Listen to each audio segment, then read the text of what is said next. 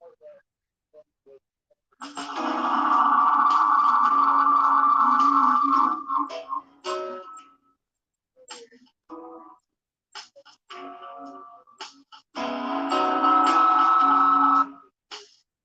have you done to me? I can't eat, I cannot sleep, and I'm the same. Oh, no. I don't know what to do, 'cause all we want to do. I show. Now once I go away from everything, now I wanna walk through your door, but I got to know.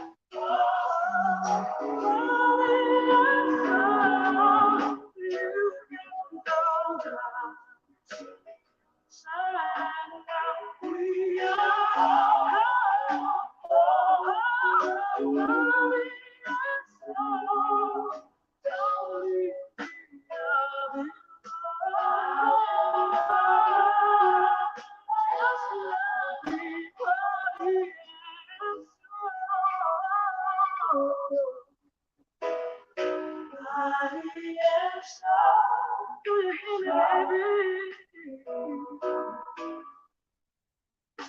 I've wasted too much time living for what wasn't mine. And then the day I found you,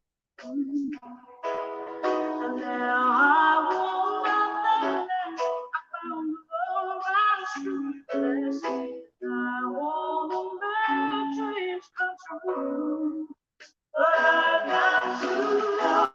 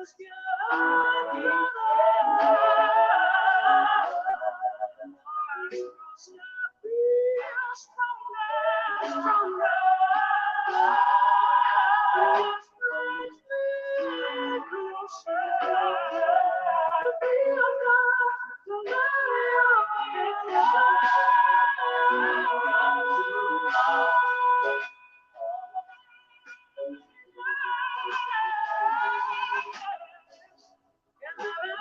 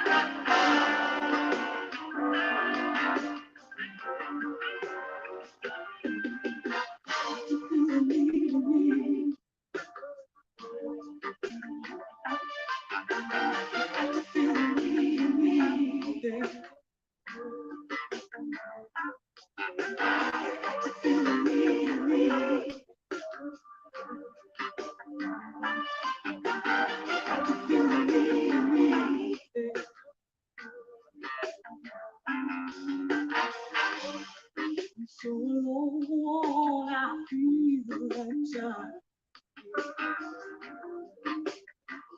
It feels real in my hand.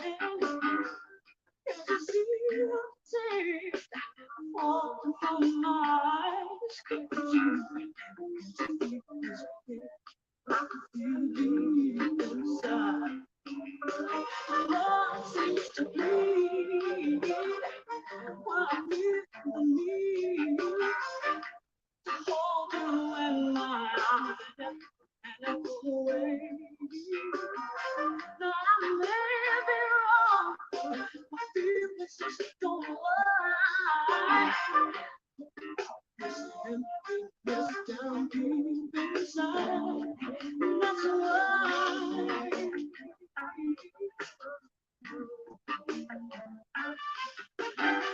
You feel me and me, baby.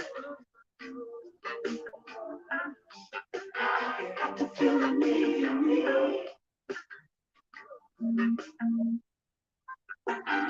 You feel me and me, baby.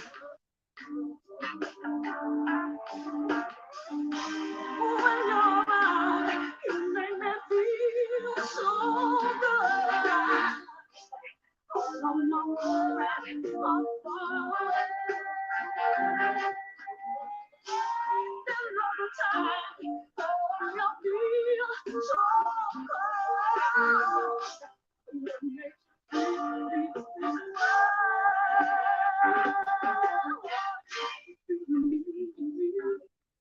this way. Feel me, baby. Feel me.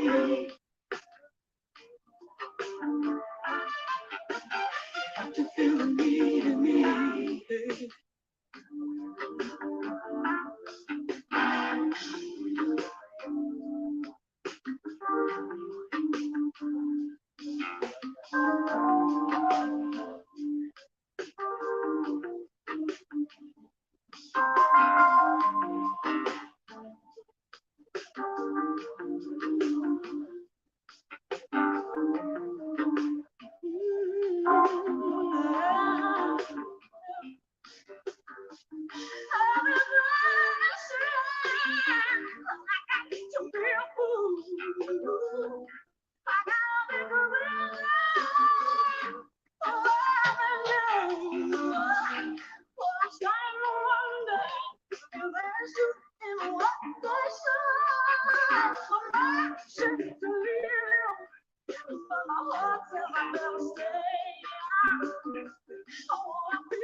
Something more, but I'm not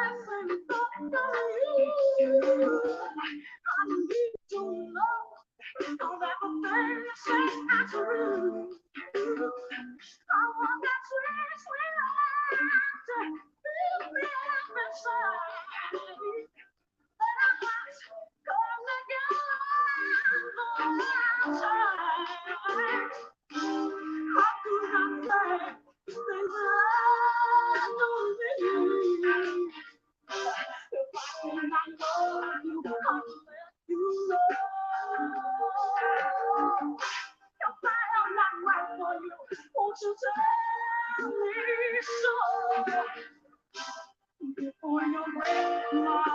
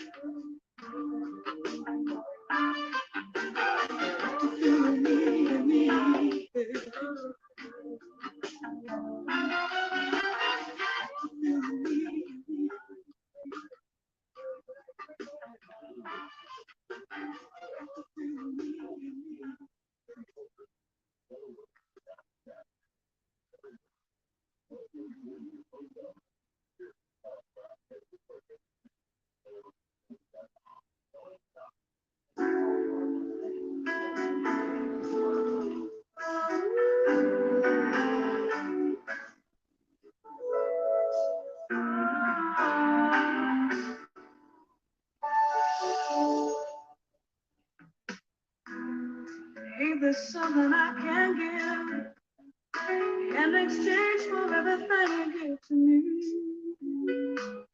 Read my imagination, feel just fine when I think my peace of mind is out of reach. Scales are sometimes unbalanced, and you better with all that has to be. I hope you see that it leans on me, and together we can come to slowly shoot. We love so strong and so unselfishly. And I tell you now that I mean about giving you the best that I got, baby. Yes, I tell you now that I mean about giving you the best that I got. Unless everybody's got a feeling of the way they think our story's gonna end. Some folks feel it's just superficial thrill. Everybody's gonna have to think again. We love so strong and so unselfishly. They don't bother me, so I'm gonna keep on giving you the best that I got, baby. They don't bother me, said I'm gonna keep on giving you the best that I got. Listen, baby, somebody understand me. Somebody understand me. I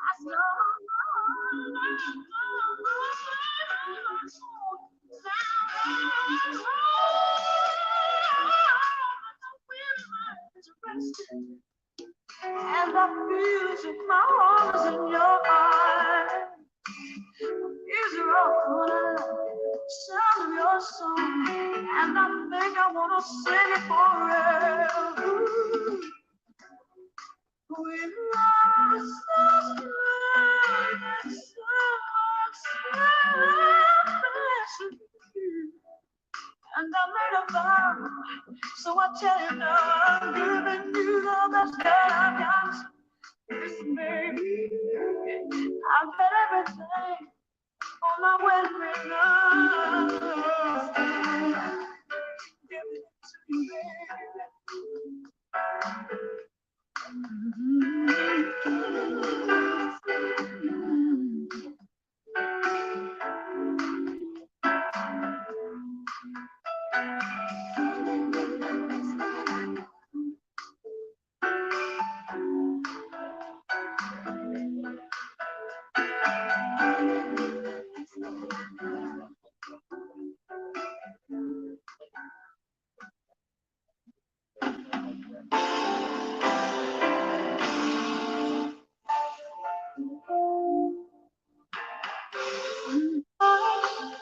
In my love,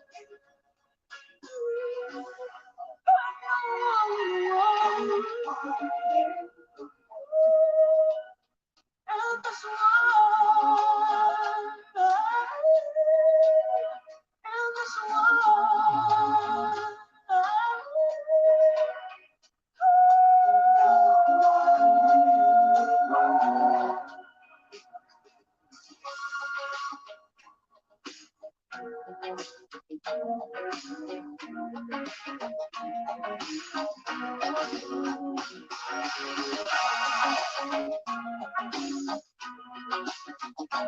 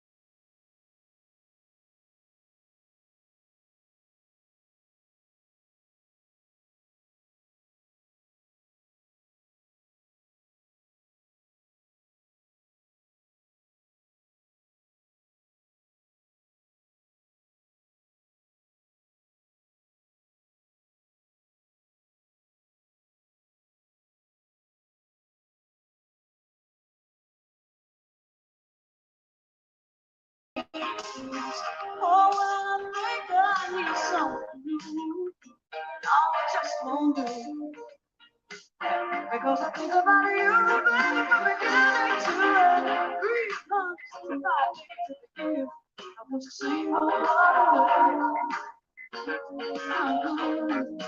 all I wanna do is keep on loving you. Sing all there's a reason I feel this way. All the things you do, well, it might be the things you say. Your love never changes. It's like a picture frame, and it remains the same.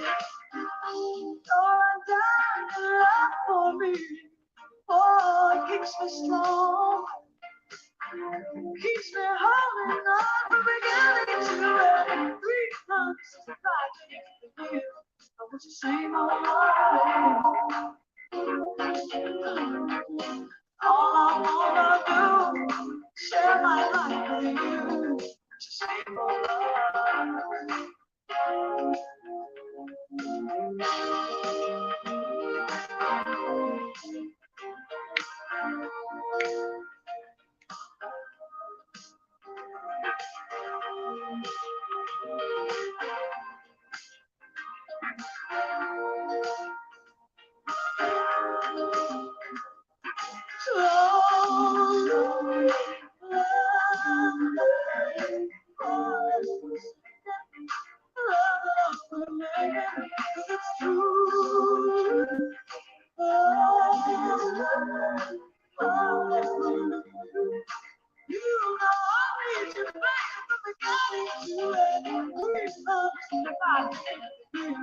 I want to sing all over, and all I wanna do, share my life with you. Sing all over, from beginning to end, 365 days of the year. I want to sing all over, and all I wanna do, share my life with you. Sing all over. Oh my God, it's you and I'm singing all you wanna do. Share my life, I'm singing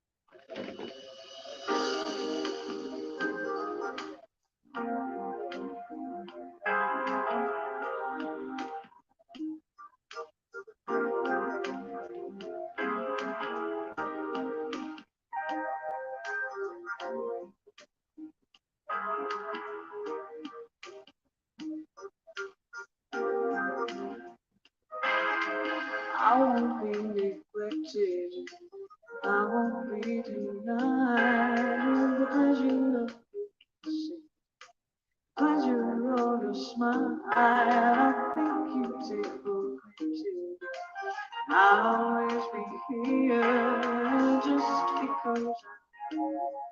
Doesn't mean you won't despair. Missing you, baby. Missing you, baby. Don't sound that lonely. Once upon a time, slowly creeping on me, and feeling down on my mind. Just like somebody new. I just don't know why. Whenever I get close to you, you're alive. That's why I'm missing your body. It's been so long. I'm missing your body. It's been so long. I'm missing your body. It's been so long. I'm missing your body.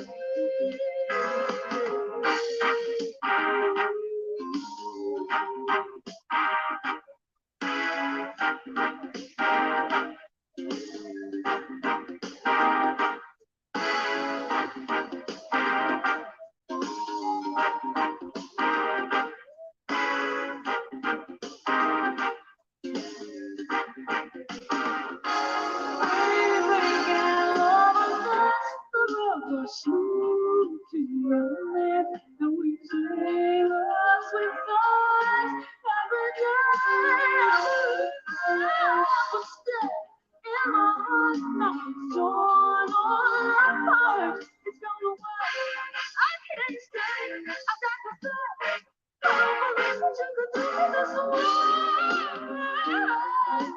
Don't you understand? I need a comfort, the comfort of your hand in mine. What I feel inside, I need a comfort.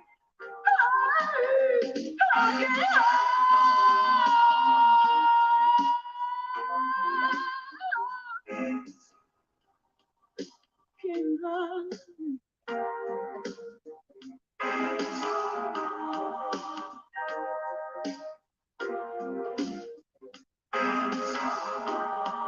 It's too long. Won't you come on, baby? Won't you come on home? See about me. See about me.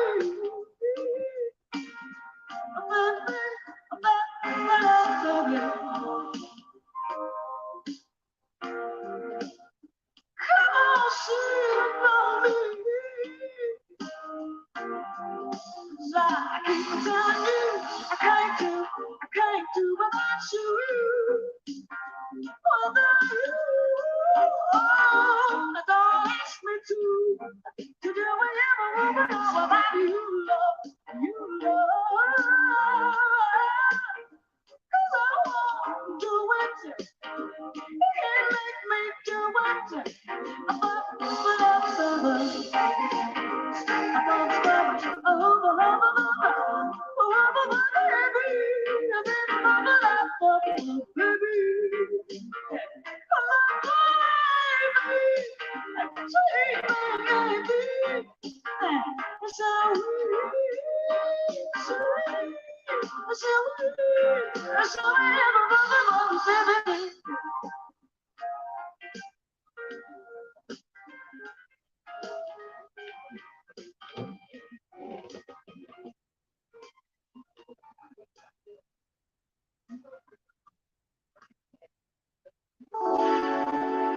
You should be.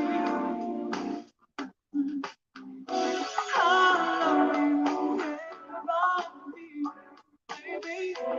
You let my love fly free. I want you in my life for all time.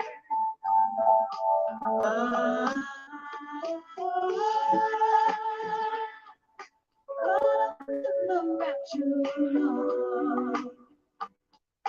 Nothing else can compare. When I feel the magic in you,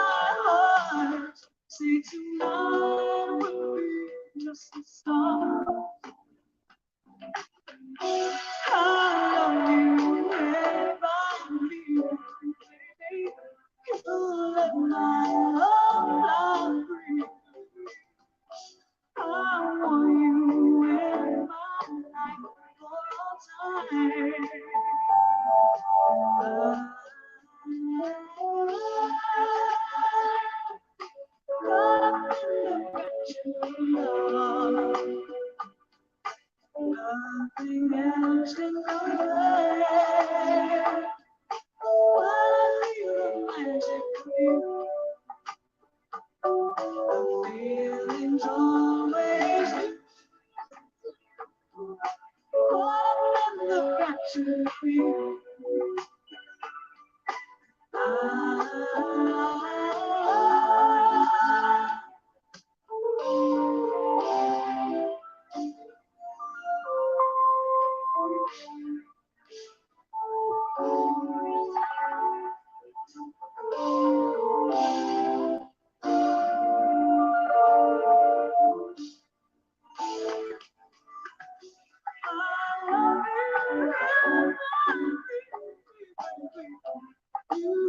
my love like you.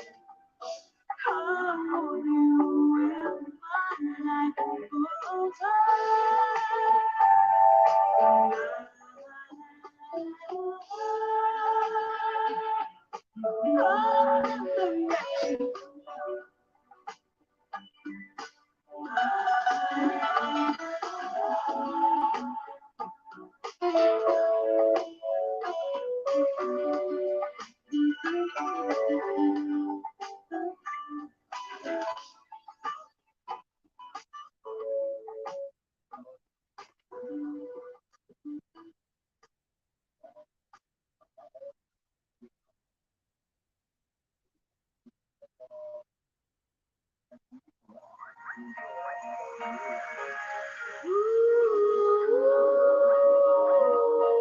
dreams are real of life.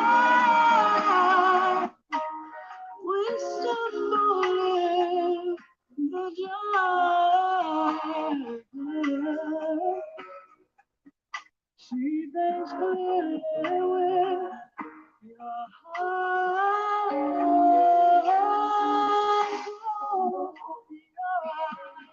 eyes and see me.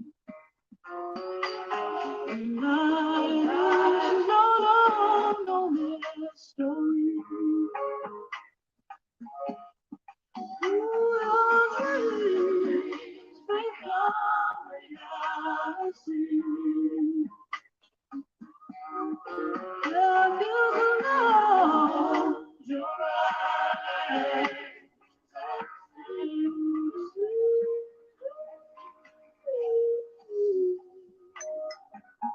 come and fall through clouds of doubt.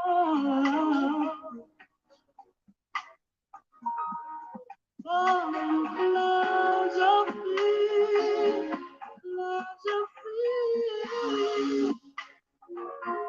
Fall into my arms, baby. Touch this feeling, feelings believing. Follow your heart. Follow your heart. Your love. No mystery.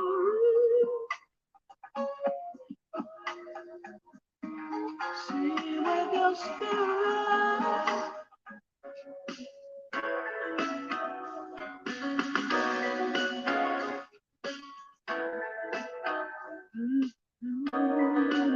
Paradise. She told me everything. She said he'd be so nice. He'd light up on his horse and take me away one night. I'd be so happy with it. We ride out the sky. She never said that we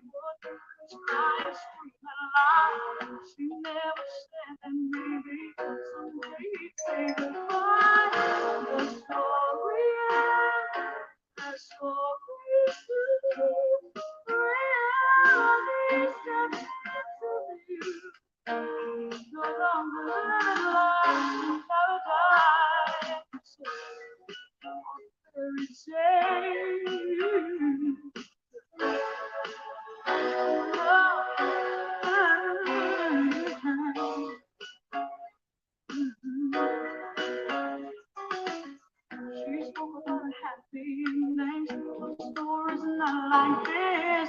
She shouldn't sleep on dragons, defeat evil prince. She said you'd come to save me, swim through the stormy seas. I understand the story, it would be good for me. You never came to save me, you let me stand alone out in the wilderness, alone in the chaos. The story is true. Reality steps into you. No longer living life paradise. No fairy tale.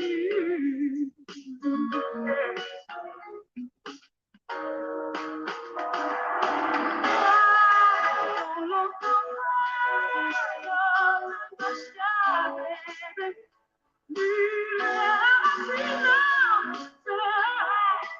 Oh, feel the need, some people don't survive. You never came to save me. You let me stand alone. I'm in this wilderness, alone in the chaos. I found no magic potion, no horse with a wasted ride. I found a poison apple, my destiny to die. No royal save me, no magic spell to stand. My blood is seeing over, my life must now begin. My story ends, my story's through. Reality steps into you. No longer living life paradise. No fairy tale. Hey,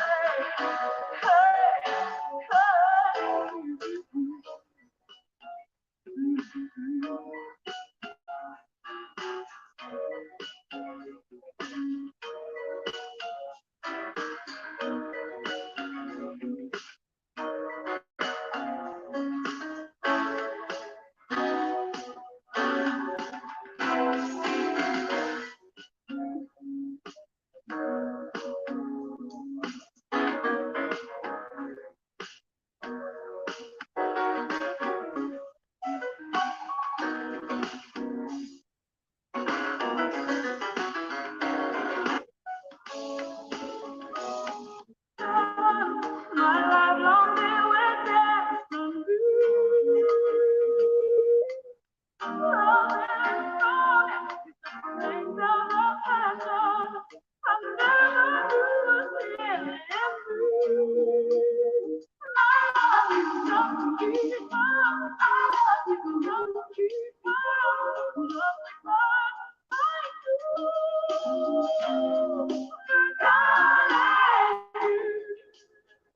You must have found the right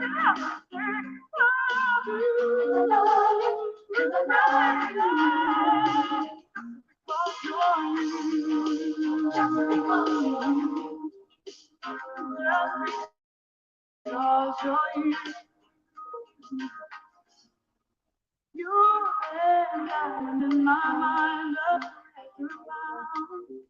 precious gem to me. You're so nice to have around. I'm so glad I took the time to let you be. And it's amazing loving you. I'm doing things I've never thought I'd do. I'm gonna know there ain't no explanation. Oh, I'm tearing all that last. It's the way.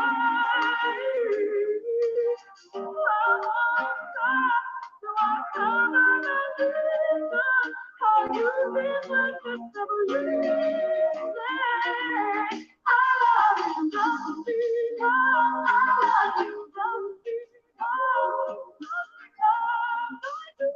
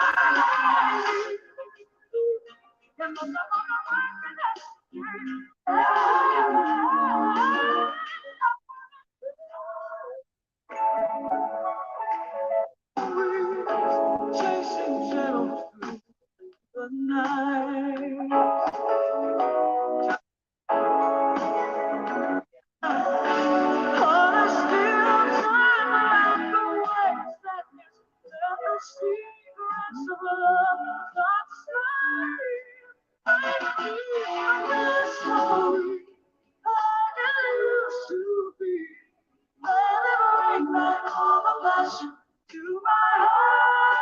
I got the days, all the love we made. There's a sea of magic everywhere.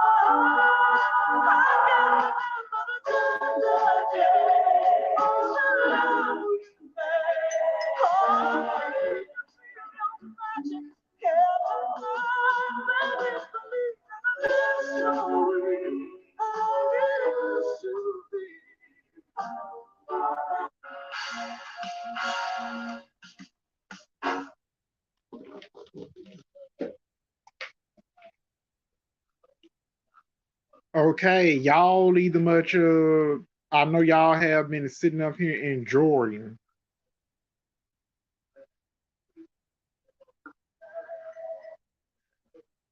And I know y'all either much have been sitting up here enjoying this music. Y'all, I mean the Anita Baker music, because y'all been wondering what happened to me, why I have not been bringing y'all content. I had to take but we're gonna get into the review of WWE Payback, the full review in 2023. So let's get into the countdown.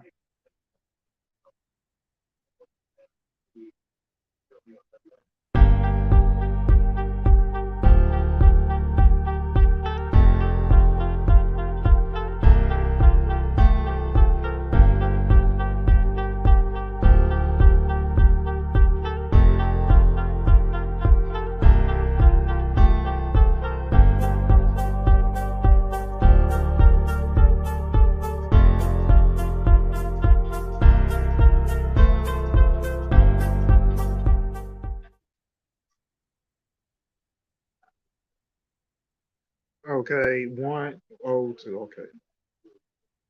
Okay, now we here because I said that people ask me, what have you either much been in the past 3 weeks though, because you haven't either much been doing your AEW Payback. You haven't either much did your Bray Wyatt tributes. I said, dude, if you want to see the Bray Wyatt tribute, go to another podcast and check it out. What I did, I did a Bray Wyatt tribute and a full review SmackDown tribute on the other podcast, and I had did a other I said I couldn't do it on YouTube. I couldn't even much do it on YouTube because I had got copyrighted for Terry Funk, the passed away of Terry Funk. I had got a copyrighted for that, and they ended up striking down my channel because they either much told me, you think we either much made a mistake, but they told me you won't be able to upload or do a post to go live stream. You won't be able to do any other things. So that's what they had told me. So I'm telling you, because you got to be careful what video you have put up, so you don't know when YouTube is gonna strike down your channel and your content. So I have to be careful. That's like BC, the R. Lee Sanders, Solid Monster, and JD from NY206. So I have to either much be careful too. what video we either much put out, that goes to all the content creators out there, include me. So I'm gonna bring you Fast Lane Survivor Series, gonna bring you the Fast Lane predictions, but I have been catching up with a few things right now and been busy. So make sure you hit that like button when you subscribe to my channel. So with CM Punk being fine, I mean, dude, with Tony Khan though, he should have either much been putting on his big boy pants when CM Punk was the one that caused all that drama and that turmoil in the AEW locker room. And you remember that all I told you back on this YouTube channel before. Because CM Punk though was the one that started all that chaos in the locker room. I mean, at the press conference, he the much talk trash about the elite in Adam Heyman Page. He threw chairs at them right there in front of Tony Khan. They was suspended off of TV. Ace Steels was suspended off of TV. I mean, was suspended off of TV because Adam Heyman Page and Kenny Omega and the Elite was suspended off of TV, and then either much they was suspended off of TV in 6 months. While after CM Punk beat it, John Moxley and won the AEW World Heavyweight Championship, and bro, Tony Khan though should have put on his big boy pants like he was, dude. You the full-blown owner of AEW. You the one that signed these paychecks. You the one paying talent relations. You the one pay the cameramans in the truck. You the one pay these producers. You the full owner of AEW Dynamite and AEW Rampage in a ring of honor. You can't let these prisoners either much take over your company.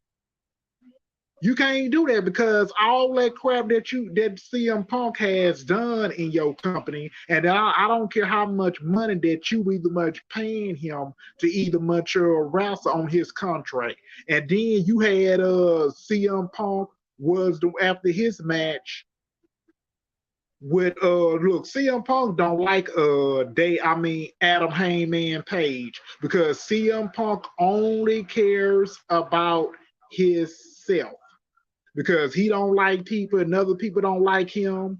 And then with CM Punk though, he was the one had a fight with CJ Perry in the locker room. And then either much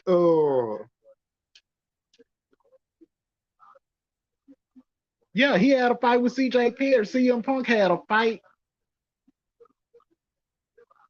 Let me read this.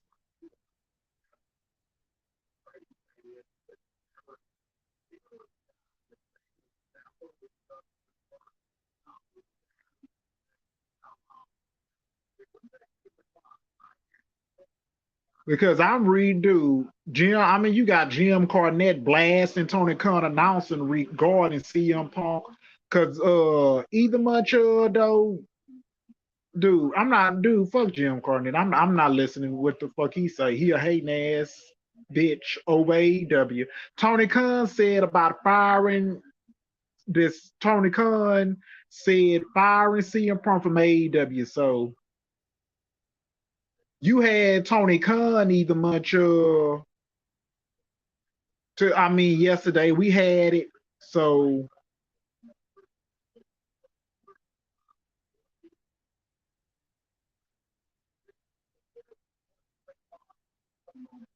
that because he got on TV and announced it. So that was on Saturday afternoon. All Lead Rat CEO General Manager Tony Khan announced that Punk was released due to his backstage fighting with Jack Perry at AEW All In last Sunday, as well as others, including Khan, went to so far as to say he was in fair for his life because whatever happens with Punk. So it was updated, has been provided by FIFA Selection. Ross Self noticed that they didn't know if they is a non-complete uh, attached of a severing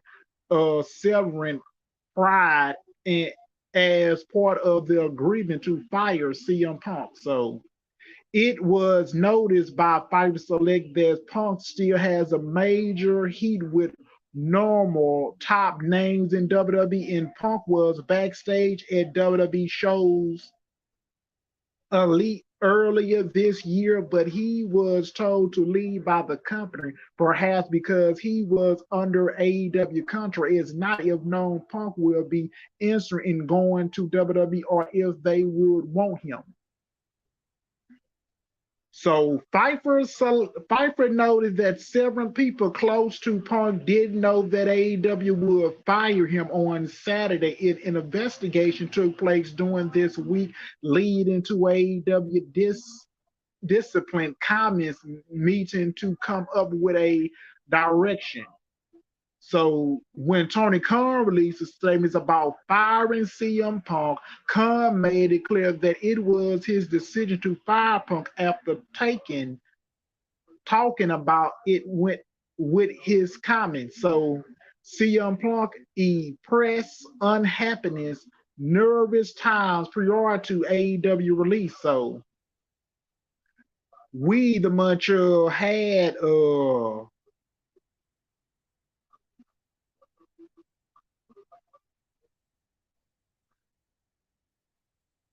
because I'm just saying though, because we the much had this.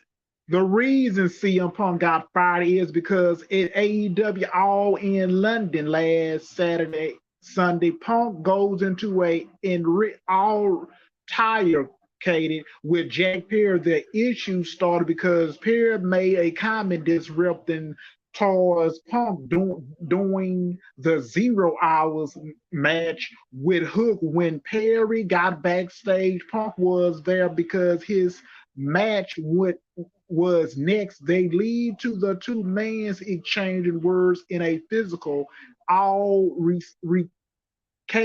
took place with Punk approaching, putting Perry into a headlock, among other things.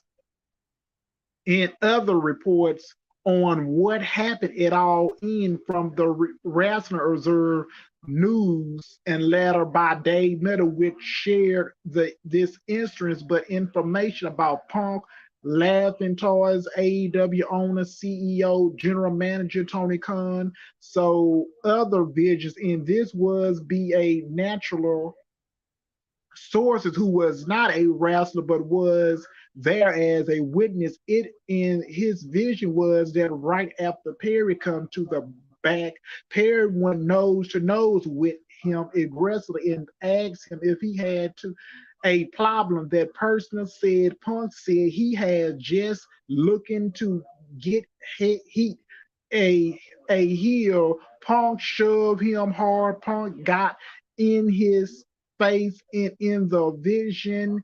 Punk sucker punched him and went for a choke. So Punk immediately broke up it. And Khan was yelling at Punk to let him go. That person said that once they were separated, Punk laughing and Khan directly, but a number of people got in their way while Punk was yelling, "I quit." Monthly were knocked down, dealing all this. Joe was very upset and went to claim Punk.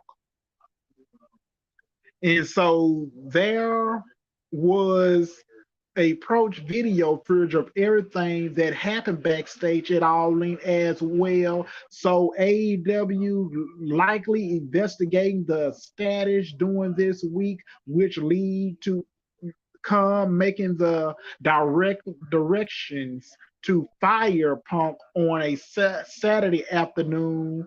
On Saturday, AEW decided to fire CM Punk was the case why Tony Khan made this statement using CM Punk real first name Phil Brooks in a press release sent out by the company, which was also posted on all of the social media accounts leading other places. And Phil played on an important role with AEW, and I thank him for his combined the terminate of his AEW contract would cause a immediately my decision in means alone of cures. I wish I didn't have to share this news, which many comes as a disappointment to many of our fans. Nevertheless, I will make the decision in the best of interest of many amazing people who make AEW possible every week, or our talent, staff, value, operations, and many others works effectively are using, but easiness to begin are fans great shows and television at arenas and stadiums throughout the world.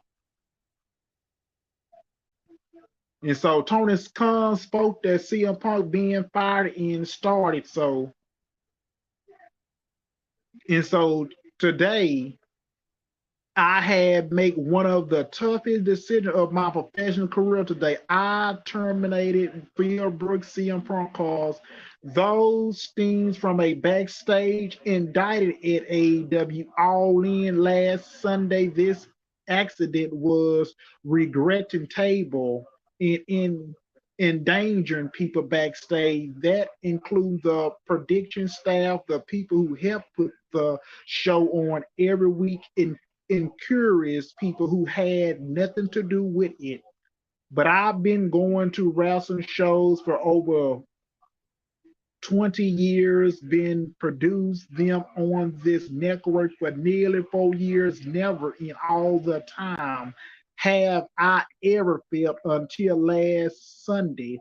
That's my security, my safe, my life was in danger at a wrestling show. I don't think the people I work with should feel that way if I had to make a value difficult choice today. I mean, dude, Tony Khan either must should have had his big boy pants on at first because you is the CEO and owner of the company, and then because you when Chris Jericho and Eddie Kingston and Brian Danielson, you know they don't like CM Punk and the company, and then they told you that if you bring first of all, Chris Jericho told you if you bring thinking about bringing CM Punk back, that means you're gonna lose me and Brian Danielson. And that means that the problem is with Tony Khan not being a real boss, not keeping his wrestlers in their locker room in check, not even much stand up dude. You the one that pays, you the one that make the decision. You got TV network like TNT is paying you for AEW. They making money off of your show. Like AEW Rampage, I mean TBS, on AEW Dynamite. They making a whole lot of money off of your show.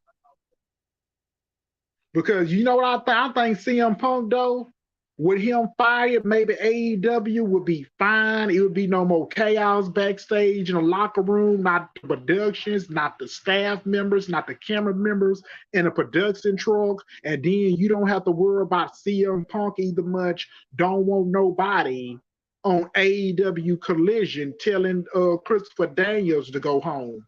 And then didn't want Adam Hangman Page on Dynamite. So right now the GM job is already opening because with CM Punk, if he goes back to WWE, they have a transfer locker room over there in WWE, and he knows he can't get away over there with that shit.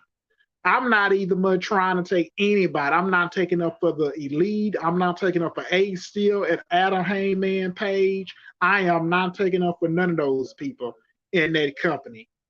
The only, and I'm not taking up for CM Punk either, because he was wrong. He was the one that started all that drama in AEW. Now that he finally got his ass up out of there.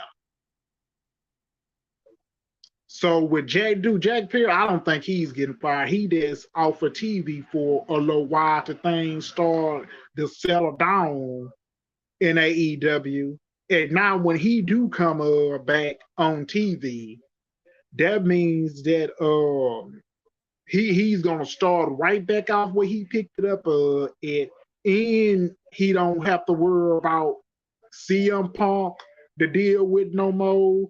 The other people like John Marsley and Chris Jericho and Brian Danielson, they all back there celebrating that he's gone. Dude, Tony Khan should have did that a long time ago.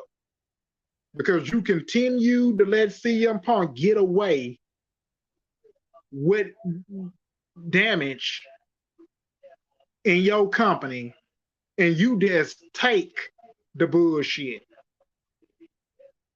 But over there in WWE, maybe if he goes back over there, maybe he face whoever, LA Knight, Gunther, maybe he face Drew McIntyre, Lou Wayne, Kyle, Carmelo Hayes, Seth Rollins, Braun Breaker if he comes to the main roster, and either much face Roman Reigns, Jay and Jimmy over there in WWE. I'm not trying to say that he's going to be the one that goes to WrestleMania next year and either much be the end Roman Reigns title reign in Philly. I'm not saying that because maybe he will behave over there in WWE because you got Matt Riddle there.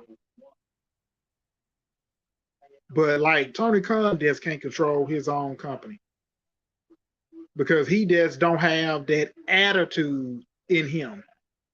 He just don't. I mean, now that CM Punk contract is and he is gone from the company, now they finally can put the in the drama because you got Brian Danielson. He's a part of the I think he's a part of the creator team because Brian Daniel is a smart man. He's never got into it with anybody, yelled at anybody, got into it with the camera members or producers of these wrestlers in the locker room. He's a very talk-up person for himself and a very smart man, understands what he's doing. Dude, I wish Brian Danielson wrestled 15 years because I've been a fan of him when he was in a WWE. I've been a fan of him.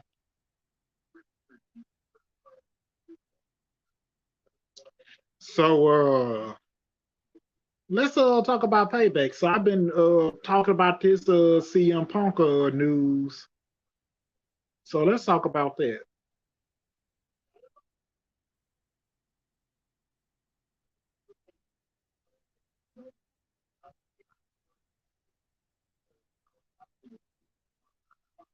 So WWE Payback though. So we the much get it in on September the 2nd, 2023 yesterday. So Pennsylvania, Pittsburgh. So we get a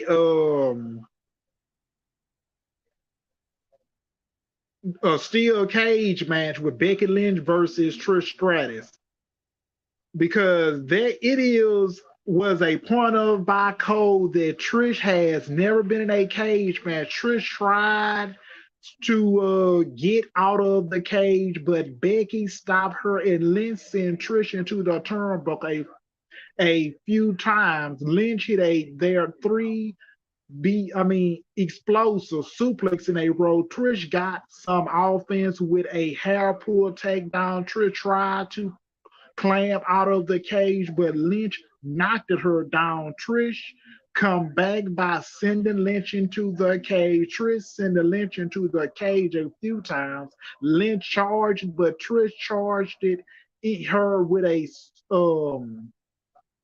spine buster for two. Lynch come back with a roll up for two. Stratus hit a clothesline. You want a hamburger? I just cooked two and some fries. Yeah.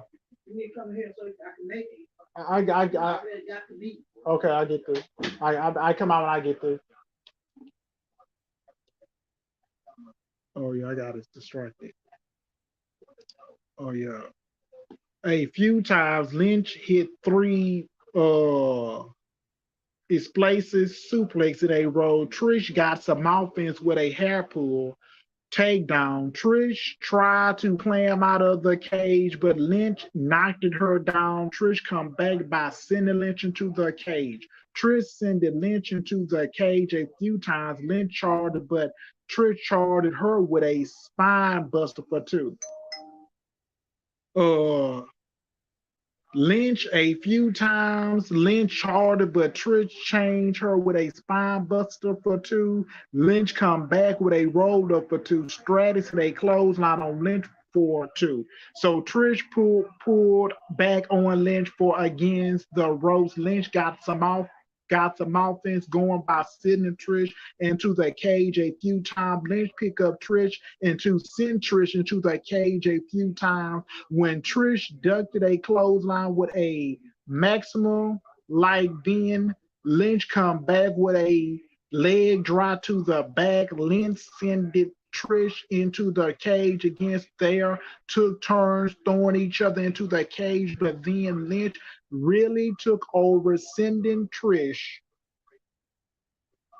into the cage repeatedly. Trish was hanging up by the rope, so a forehead Lynch tried a clam, but Trish grabbed the leg to stop that. They were fighting out on the top. Trish tried to clam up, but Lynch charged her. Lynch gave Trish a powerbomb out of the corner for two count. They fans chanted, "This is awesome" for them.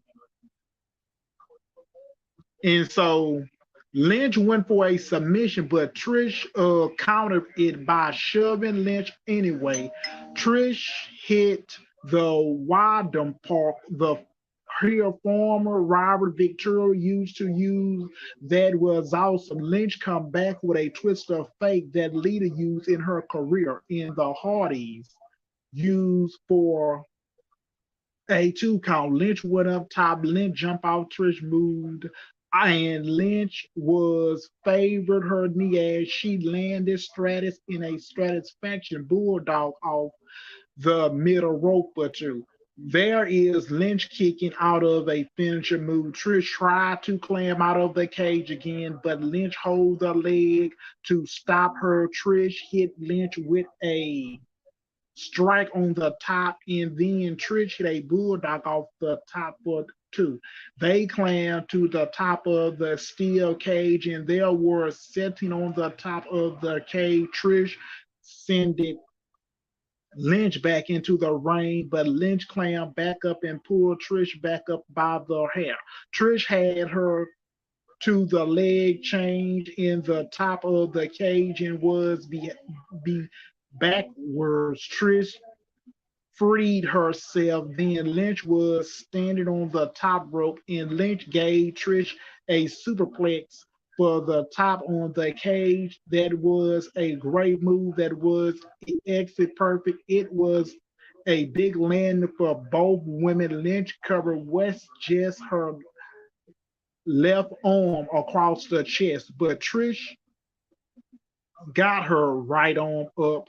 Lynch climbing to the top of the cage, then Trish true to the door, and Lynch grabbed Trish to prevent her from leading out the door. Zoe Stark showed her while Trish was nearly the door. Starks pulled on Trish's arm, but Lynch kept Trish in the cage. Trish got a roll up on Lynch for two. Lynch hit a manhandle slam on Trish for a two count because Zoe Starks broke up the pin attempt. Lynch shut the door, and Starks hit a clothesline. Trish tried to clam. Lynch got a handle off Starks, and Lynch hit a manhandle slam on Starks. Trish tried climbing out of the cage again, but Lynch got a hold of her, and Lynch gave Trish a manhandle slam off the top rope. What's a great move. Lynch covered Trish for the pinfall win. This match went 20 minutes. Cole said it was a contender for match of the year. So that was a great competition match. That was very even for most of this match in the way it really was outstanding match. That's one of the better women match in WWE this year. They pull out all the stops, which a lot of near falls Trish throughout the match before Lynch was available to put her away. There wasn't a lot of cage clamming early, but then they did it towards the end of the match. I love sending Trish use the Wado Park in the match. That was such a cool tribute to Victoria, who is her friend and one of her great rivalry. I was not a fan of Zoe Starks getting involved in the match, but it does fit the story between those women. So it Lynch was able to outcome it to get the win. I think that's the right finish to this story. Lynch should have to end this rivalry.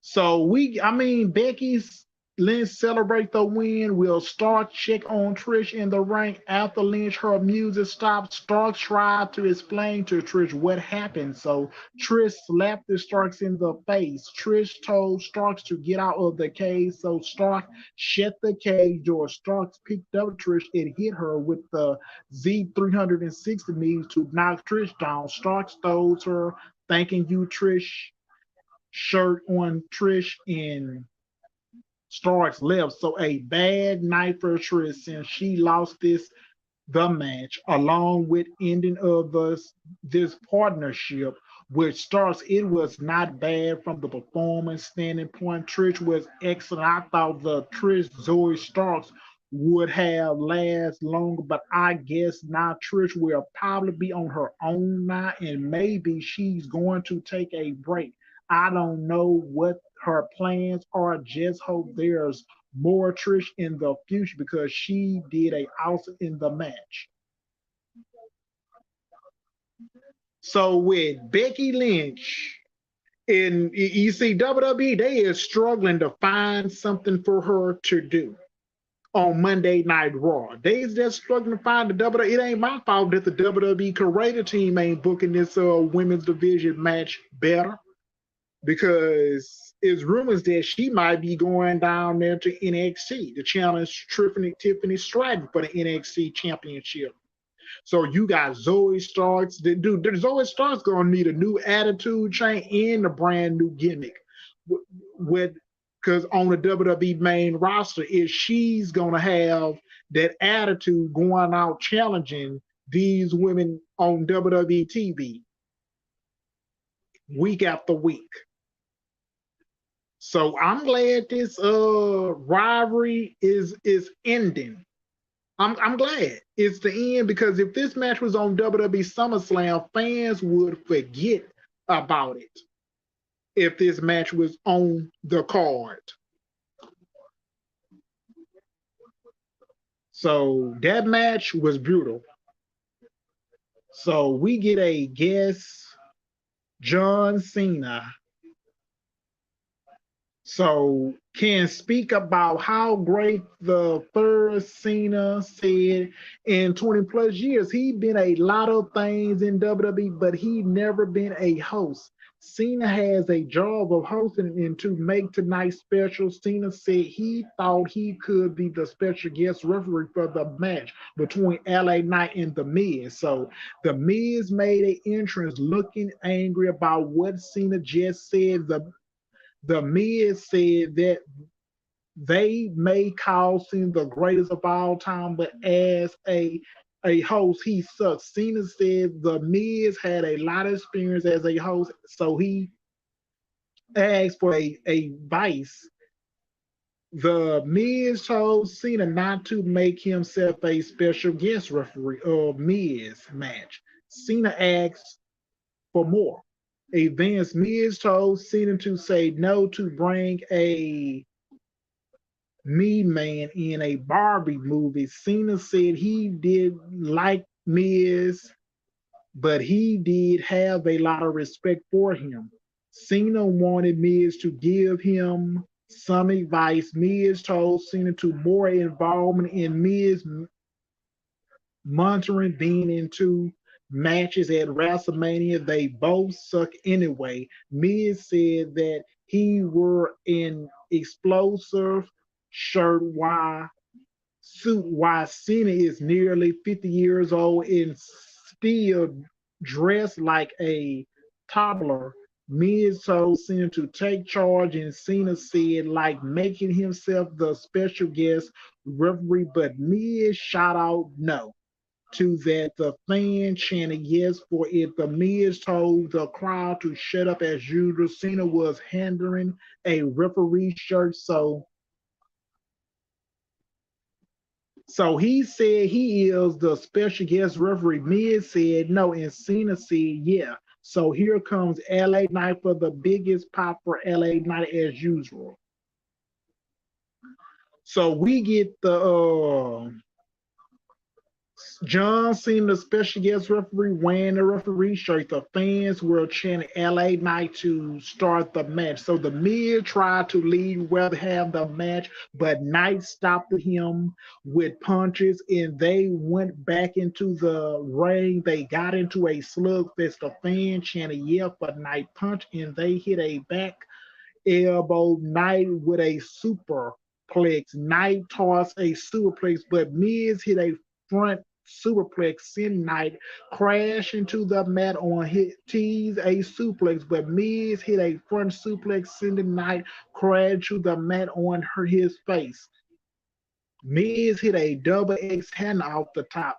The action spar to the floor with Knight slamming Miz head on the commentary table several times. Knight went back into the ring to break Cena count. Then Knight left the ring and Miz said the Knight face in first into the side of the commentary table. Miz sent Knight into the barricade several times. Miz went into the ring, then back out.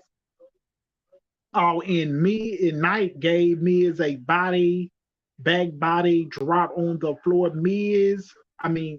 Floor Knight hit a closing off the barricade onto Miz on the floor back in the ring. Miz worked it over at Knight with kicks. Cena made Miz go back, so Knight come back with a clothesline. Knight put his boot against the Miz throat.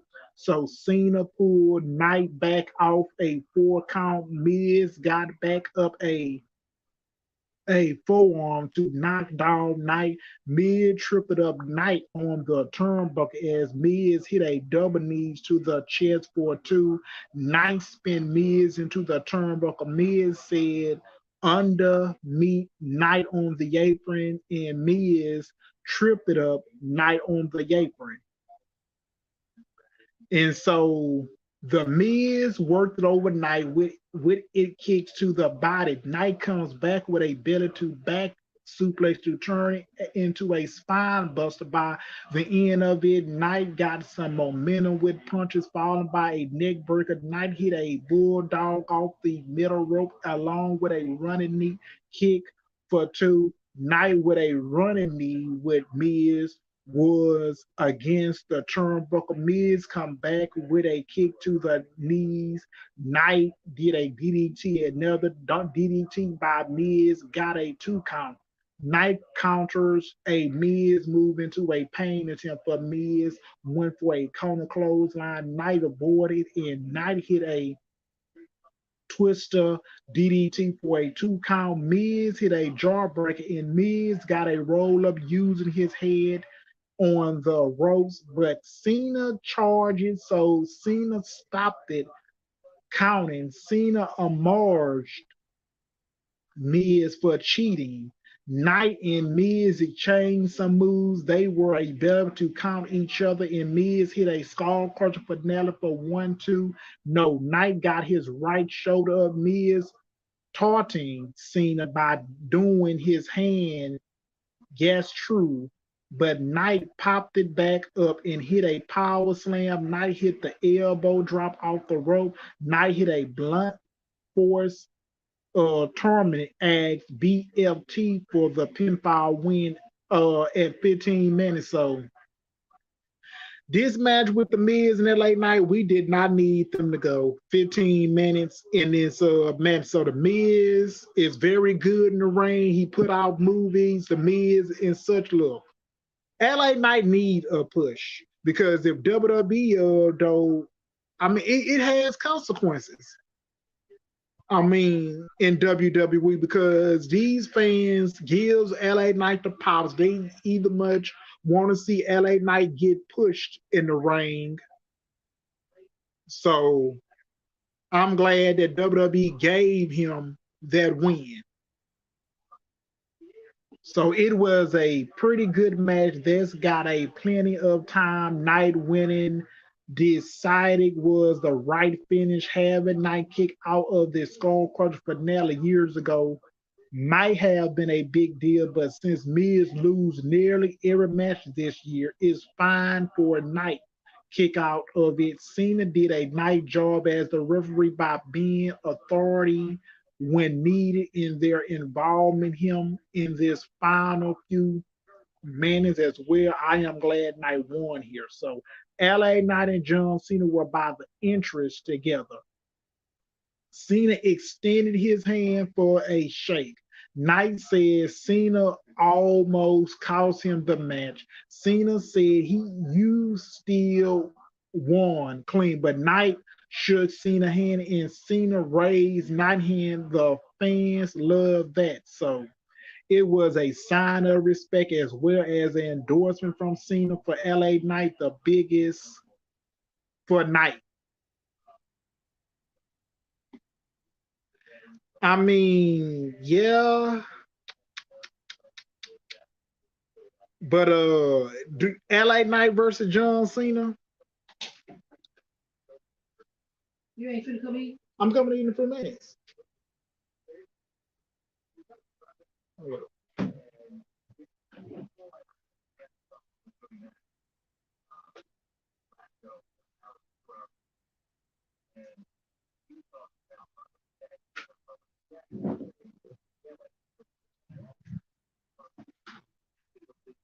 Oh yeah, when I get off here, I'm going to go eat. So LA Knight versus the Miz at WrestleMania.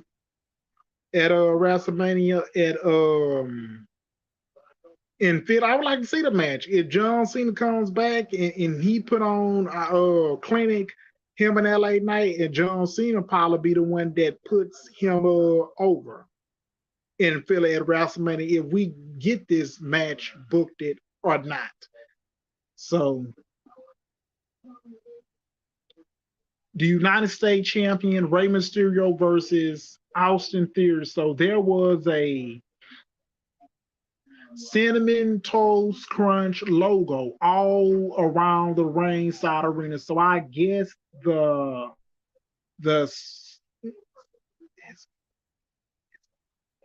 spoiler. So Theory took control by sending Ray throw furs into the top rope, falling by Theory clothesline. Theory went a double stump in a suplex for two. Theory hit up the suplex. Ray continued Theory with a clothesline while Theory comes back with a elbow smash. Theory grabbed a headlock. Ray fight it back and Theory choked it Ray across the middle rope. Theory sent Ray steaming furs into the top turnbuckle.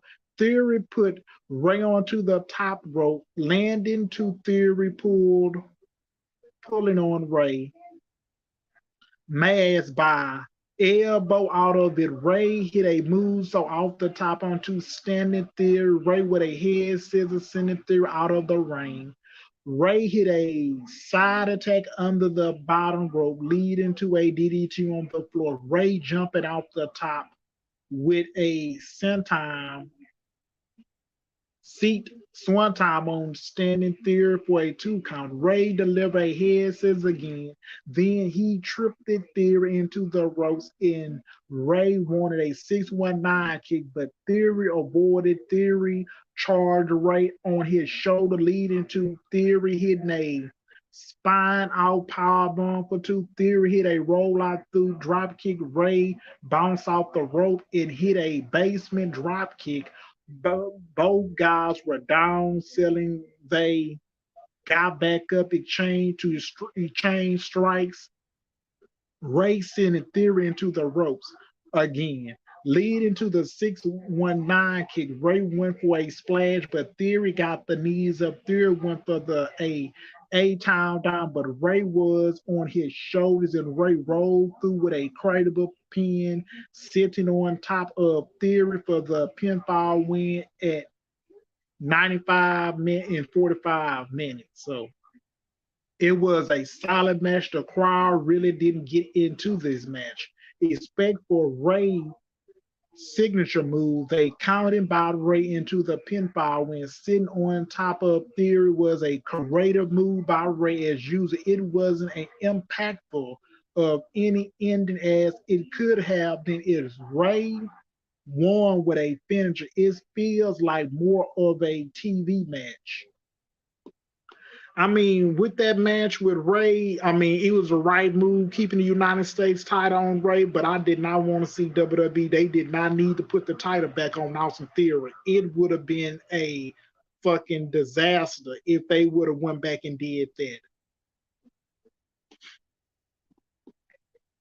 So we get Becky Lynch was interviewed by Kathy Kelly, and Becky finally been done with Trish Stratus before Lynch could say much. NXT Women Champion Triple Stratton arrived to say she outrageous for saying Lynch was a former NXT Women Champion since Lynch never won the title before. Lynch had a Bobby reference from Stratus. Lynch told Stratus to force her title defense on Tuesday, and Lynch said maybe she see her soon.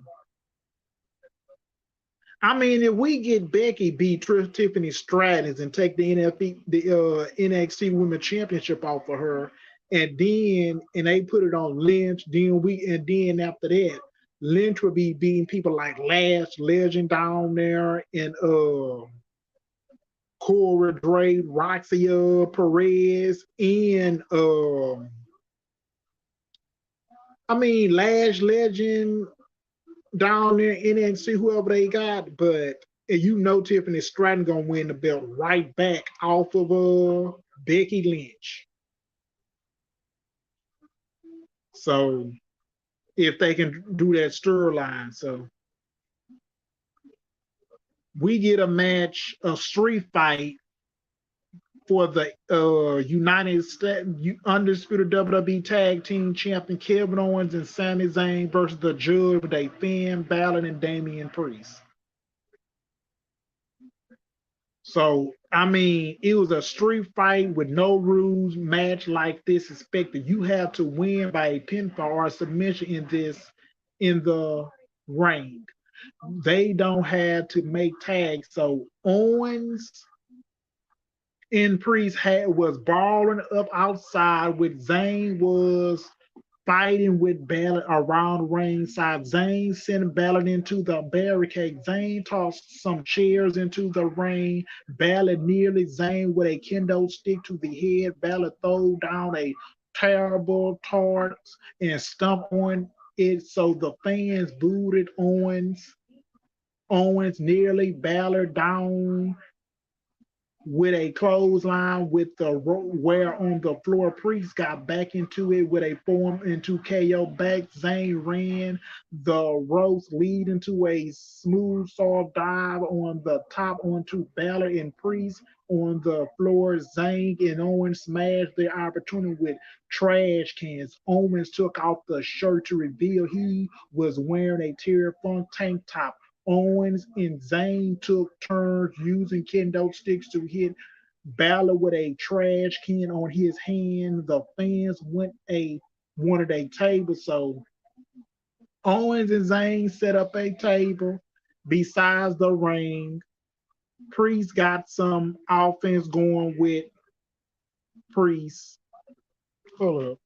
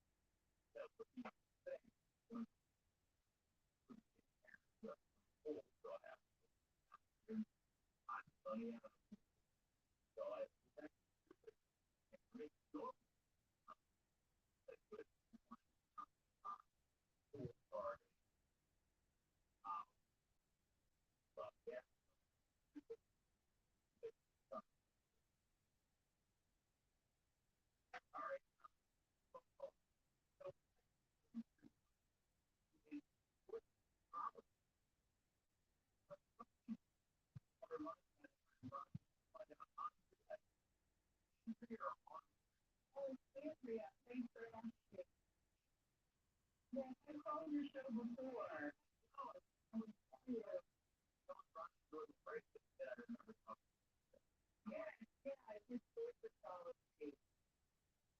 And you know what's said about Aaron Rodgers is right on. I'll tell you. He was in 1983. He from California. Actually, had his birth time because he did Christology most of the time there, 2:50 p.m. And he started Sagittarius.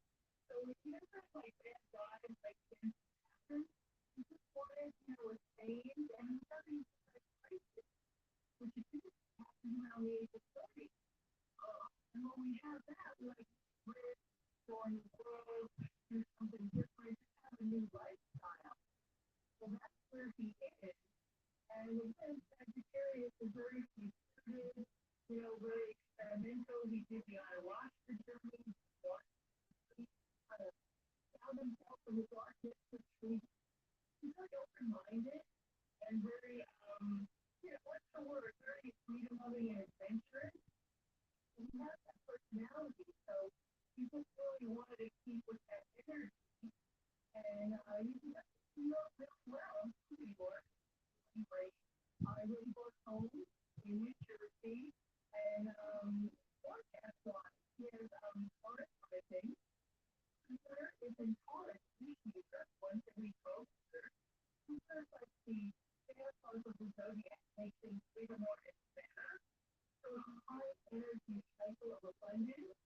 It's and whose leadership ability can be increased, especially December 2023 and January 2024. We all know what transpires around those times. So what do you just answer? I mean, I'm dating myself here. I grew up in New York, and I worked my show era. So, I really think Aaron Rodgers makes great. He's an outlier. He wants to do something. He made the right choice for himself. He's a poster child for the midlife crisis. Like, you know what?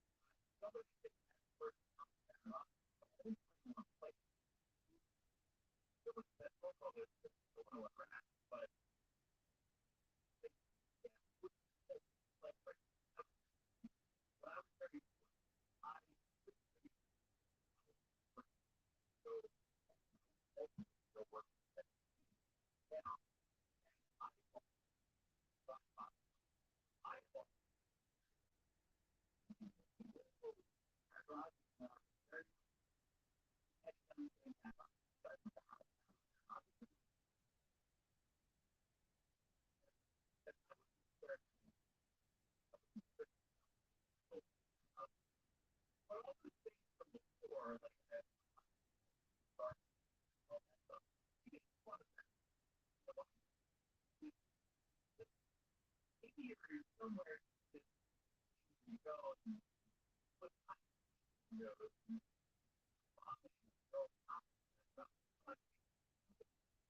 up there about stuff. But I think I see both the one. That's all. I tell you, Aaron Rodgers, but I also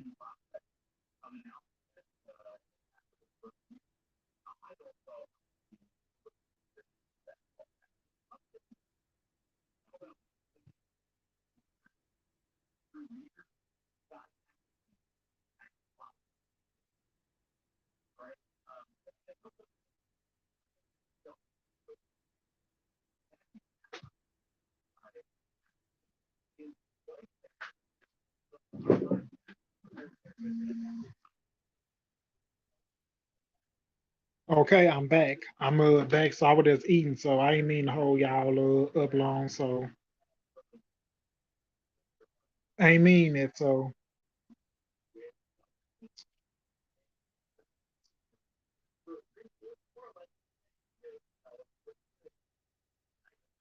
hold up. Let me give me something to drink.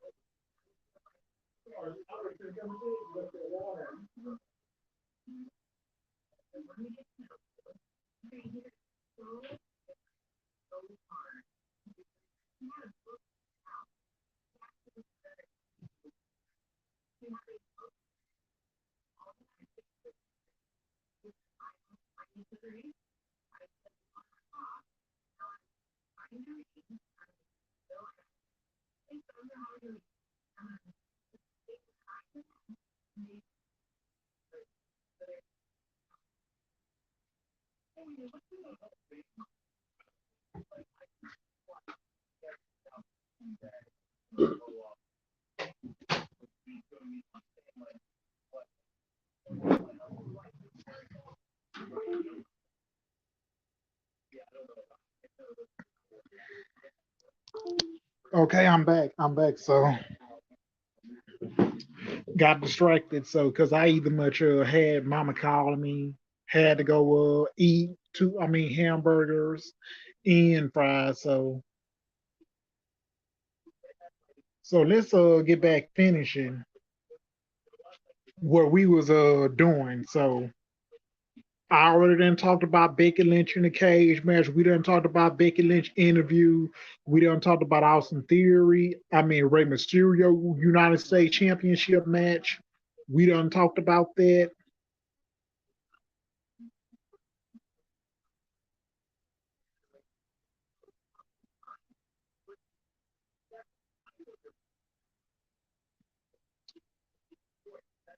And so let's get back to this match. Street City Street Fight for the undisputed WWE Tag Team Champions Kevin Owens and Sami Zayn versus the Judgment Day Finn Balor and Damian Priest. So it's a street fight, so no rules in this match.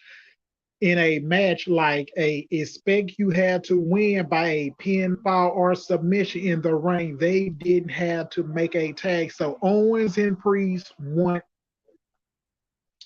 um brawl up the outside while Zayn was fighting with brawl around ringside. Zayn sent Ballard into the barricade. Zayn tossed some chairs into the ring. Ballard nearly Zayn with a kendo stick to the head. Ballard threw down a terrible towel and stumped on it. So then fans booed Owens. Nearly Ballard with a clothesline while they were on the floor. Priest got back into it with a forearm to KO. Back Zayn ran the ropes leading to a smooth saw dive over the top onto Balor and Priest on the floor. Zayn a Owens smashed the opportunity with a trash can. Owens took off the shirt to reveal he was wearing a Terror Funk tank top. Owens and Zayn and took turns using kendo sticks to hit Balor with a trash can on his head. The fans went a table, so Owens and Zayn set up a table beside the ring, and Priest got some offense going with punches for both opportunities, along with a trash can smash and Balor to hit Zayn with a chair to the ribs. Priest smashed a chair into KO ribs. Balor stumped it on Zayn repeatedly. Owens got the advantage over Priest with a stomp and a chair to the ribs. Ballard hit Owens in the ribs with a chair. Zayn back in with a chair. Jaw to Ballard in two chair shots to the back. Ballard and Priest went out into the crowd, so Owens and Zayn went after them. That leads to Dominic Mysterio showing up to attack Owens and Zayn with punches. The Judgment Day throw a chair. Owens and Zayn over the hockey board. They celebrate after they won something, but Owens and Zayn had a Princeburg Penguins hockey gear.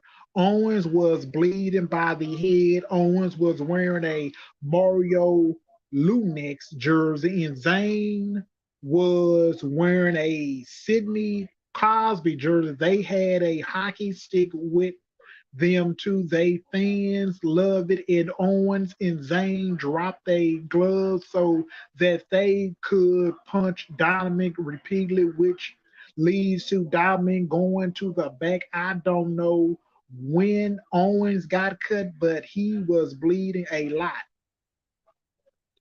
And so they was back in the ring with Zayn sticking a pile of chairs in the ring, medically team with checking on Owens with the blood head. Owen tripped it up Priest on the arrow and throwing Priest into the steel steps. Zayn hit a blue thunder bomb Balor onto the pile of chairs for a 2 count. The fan chanting, "This is awesome" for it.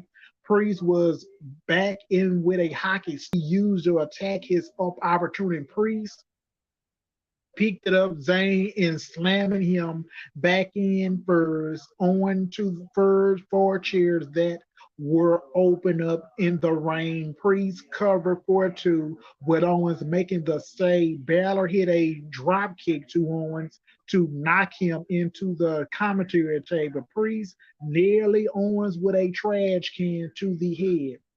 Balor knocked it Owens over the barricade. They went fighting into the crowd again with Priest and Balor going after Owens. They were by the hockey board again. Zayn joined the fight by going after Priest. Zayn sent Balor off the deck using for the kickout show.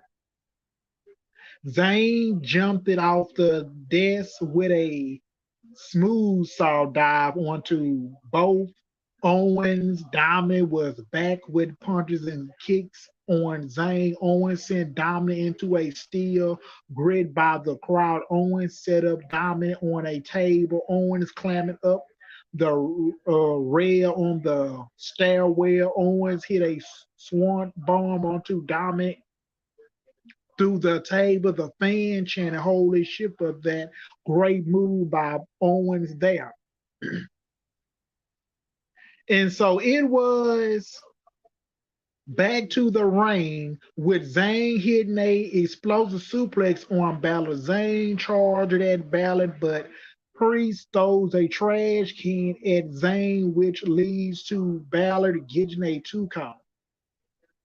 Priest hold up Zayn in, but Zayn broke free and knocked Balor down on the apron. Zayn with an explosive to Priest into the turnbuckle. Zayn punched it Balor off the apron and put Balor throughout the table at ringside. Zayn charged at Priest, but Priest charged him. Owens was back in the ring with a stunner in Priest, and Zayn hit a Hurricane Corona kick. Priest and JD Madonna pulled Zayn off the pin. JD throws Zayn into the ring post. Owens ducked JD with a clothesline on the floor. Owens gave JD a powerbomb spine bust onto the hood of the commentary table. The table didn't break.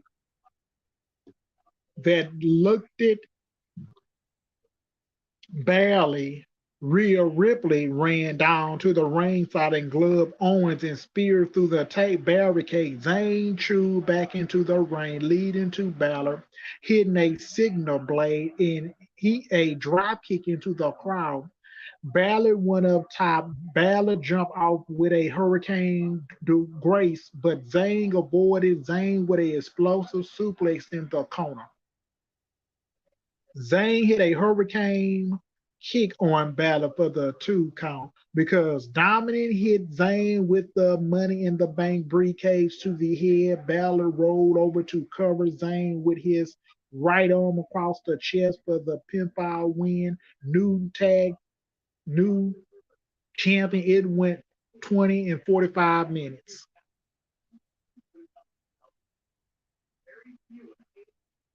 And so we get new undisputed tag team champions. So I thought it was excellent Steel City street fight. Yes, there was a lot of interference, perhaps too much of it, but that what happens when bad guys win something. It was a creep um, victory that Sammy and Kevin have a right to complain about why the judgment they will celebrate it because they end up with a all the go out figure. JD Madonna will be involved. It was time perfect with Zayn nearly about to win the match when JD pulled him out of the ring time after Zayn hit the Hurricane Corona kick. Dominic Mysterio was there with a barricade briefcase to cause Zayn the win in Balor capitalized to when I thought Priest did a nice job in the match as the power guys. Owens was tactical with some big moves, including the swan-time bomb throughout the table on Diamond. The addition of Rhea Ripley showing up to hit a spear on Owens through the table was crazy to the mat. There were three outside people helping J Day get the win. So here I am okay with the title change because Kevin Owens and Sammy hold that title about 5 months. So I figured it was possible due to a stipulation of the match.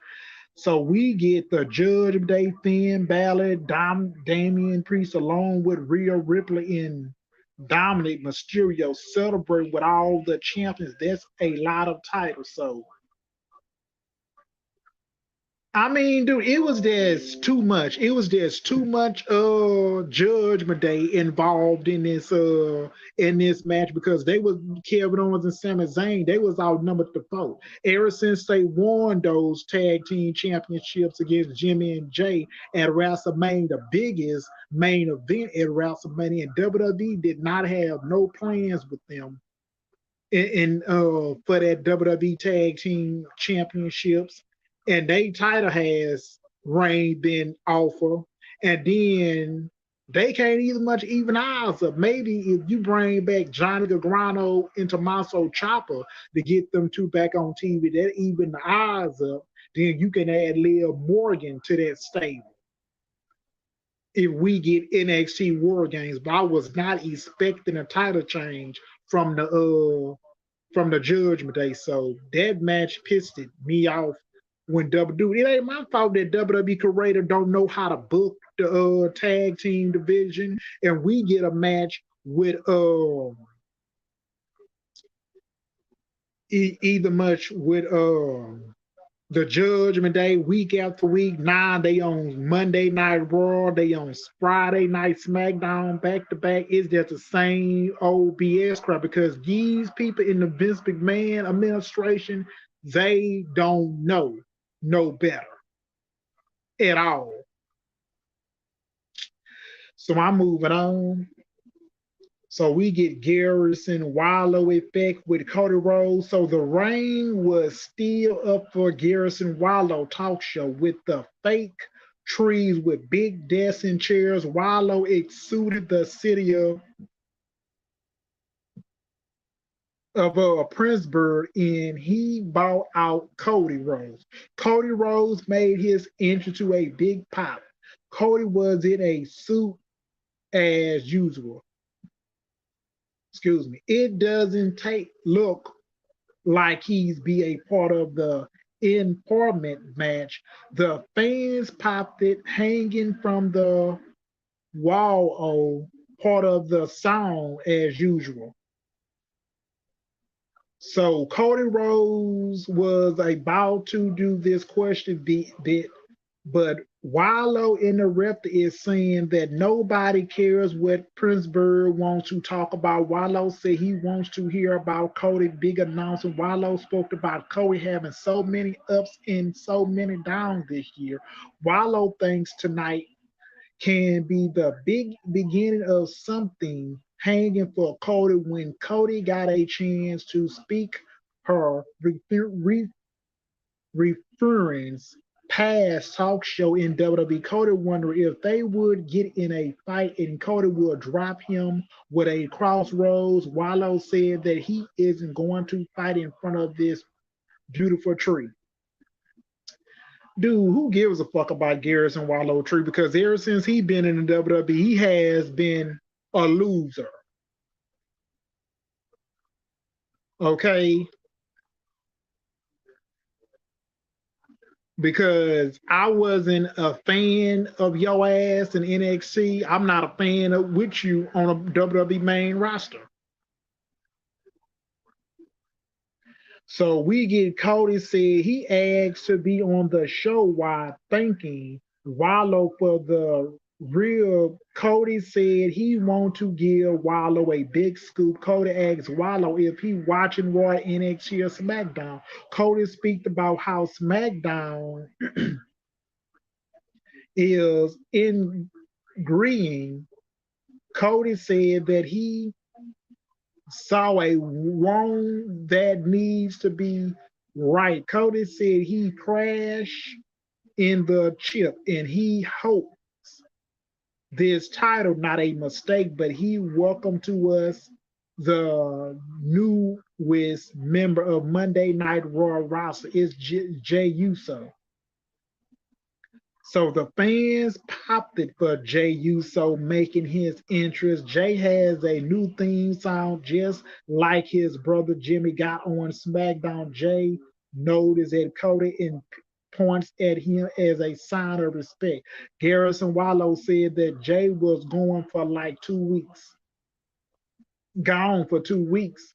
So he told Jay to settle down while asking how Jay feels about beginning the newest member of the Raw roster. Wallow don't let Jay speak. Wallow said that as they identified, Jay has actually abused nothing wise said if anybody needs that Garrison Wallow rip is in Jay's super kick. Wallow to knock him down on his ass. Cody was watching from the entrance arena while Jay celebrate. The fans loved it. So that's a insurance developed with Jay Uso being moved to Raw to keep him away from the bloodline on SmackDown. This will be a way for WWE to keep him apart from brother Jimmy Uso. So if WWE wants them in a match, a WrestleMania, then it can be done because they be a part for the rest of the year in theory. Cody did a nice job of putting Jay over while having a good line about it's possible being a mistake since Cody has a issue with the bloodline in the past. So Jay being on Raw with Sami Zayn would be instrumental because of their history. I like Jay should do it well on Raw as the brand added other main event level performers.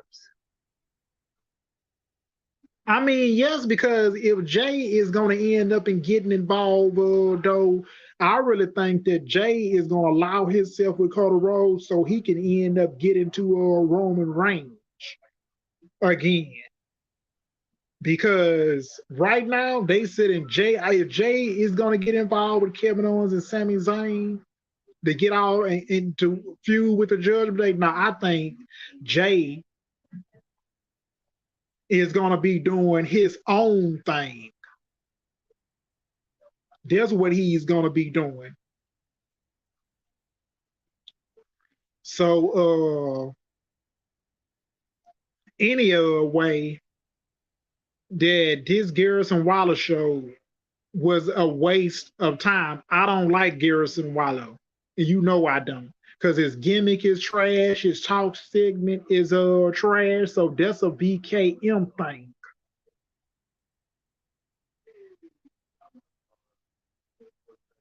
So we get to the women's world champion, Rhea Ripley versus Raquel Rodriguez. So this match, Rhea Ripley did not have Dominic Dirty Dom with her for her entrance. Samantha Irvin did the champion introduction with when both women were in the ring. So they ran into each other with shoulder tackles. So they had no infection to the show. Strong that Raquel got some momentum with a running shoulder tackle to knock Ripley down. Ripley with a neck snap across the top rope. Ripley kicked it Raquel in the ribs. Ripley hit three clothesline to no effect, but Raquel come back with a left clothesline and a body slam. Ripley did a leg sweep in a trip. Ripley hit a running dropkick along with a punch to the face. Ripley was in control with a forearm to the back. Ripley jumping on Raquel back 3 times. Ripley with a snapmare along with a kick to the spine. Raquel tossed Ripley across the ring to get out of a front face lock. Raquel kicked the ropes while Raquel was nearly in. Ripley hit a drop follower along with a hammer fence to the body. Raquel made a comeback with a several clothes along with a fall away slam across the ring. Raquel hit a corner splash against the turnbuckle. Raquel tripped it up. Raquel on the middle rope, knocking her down. Excuse me. Raquel headbutted Raquel a few times, but Raquel come back with a kick to the leg. Raquel hit a Vasa suplex way to come. Raquel hit a choke screw elbow off the middle rope for two. Raquel avoid a move. Raquel with a headbutt in. Ripley left for Raquel leading to a head slam into the mat. Raquel hit a running knee leading to a choke pin attempt for her too. Raquel counter Riptide even a Raquel went for a powerbomb to send Ripley into the rope, but they didn't do it. Raquel followed up a left clothesline for two. And so they battled by the turnbuckle again. Ripley broke free and Ripley hit a chop block to the back of the left knee. Raquel applies the Parmesan lock submission, hooking up the leg, but Raquel got out of it and got a two count. Raquel hit a power slam for two, countering the slap each other, following by a exchange of punches. Raquel kicked it ripped out of the ring. Raquel tripped it up. Raquel on the apron. They were all out of the floor. Where Raquel kicked Raquel down. Raquel picked it up. Raquel the a pinball. Personal, sending Raquel back fenced Spurs into the turnbuckle, into the barricade. Raquel broke the referee countering. Raquel sent Ripley shoulder first into the ring post. Dominic Mysterio went to ringside. Raquel hold on to him, and Raquel pulled it from back into the ring. Raquel gave Dom a running power slam. Raquel kicked to the left knee and a kick to the head. Right, Ripley hit a riptide slam for the pinfall win at 17 minutes. So they worked it hard and tried to have a great match. That was given a lot of time, but fans never got into this. That match is still good match. Ripley has a lot of star power, the reception to her, but as the heel should have been cheering Matt much. I don't think the crowd cared that much about Raquel as a babyface, challenging every time Raquel made her comeback.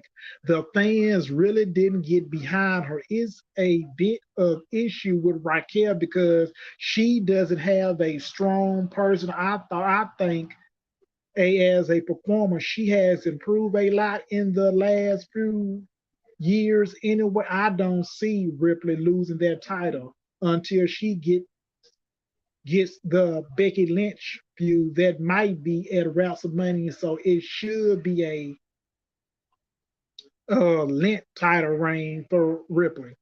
I mean, yes, because tell me whoever thought Rhea Ripley was going to lose this title to Raquel because the more that WWE already has star power and potential of her being a badass heel in the Judgment Day stable in and she allowed herself with Donovan. But I don't see her lose, dude. Ain't no way that she's gonna lose that title to Raquel Rodriguez. So this match was a waste of my time. So she ain't losing that title till we get to WrestleMania. Either to Becky Lynch, she losing it to. If we don't get Bianca and Ripley, we might get that match in SummerSlam, but I don't know. But either way, I will be saying it would be Rock Kell versus Becky Lynch. They'll be the feud, and Becky Lynch is going to be the one that take their title off of Rhea Ripley coming up at WrestleMania. So ain't nobody else because the Rhea Ripley beat everybody on the main roster. But with WWE, they need to develop in Raquel character more. It's something missing. She need a brand new attitude change. She need the brain back. that Raquel that we had seen NXT Big Mama Cool ever since she came up to the main roster. So with Dom getting involved, oh Lord, I mean, he is not gonna do anything. So he ain't had no business out there. He out there making sure Rhea Ripley lead Payback with the women's title. So I'm moving on. I ain't got nothing else to say about this match. I don't have nothing to say. So